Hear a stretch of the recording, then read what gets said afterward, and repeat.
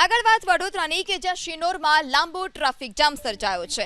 SOU road પર શિનોર 4 રસ્તા પાસે લાંબો ટ્રાફિક જામ।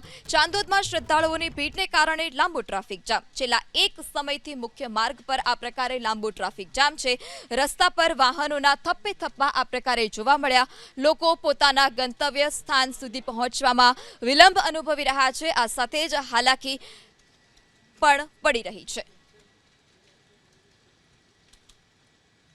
આગળ વાત વડોદરાની કે જ્યાં શિનોરમાં લાંબો ટ્રાફિક જામ સર્જાયો છે।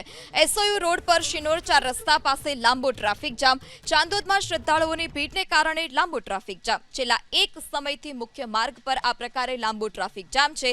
રસ્તા પર વાહનોના થપ્પે થપ્પા આ પ્રકારે જોવા મળ્યા। લોકો પોતાના ગંતવ્ય સ્થાન સુધી પહોંચવામાં વિલંબ અનુભવી રહ્યા છે। આ સાથે જ હાલાકી પણ પડી રહી છે।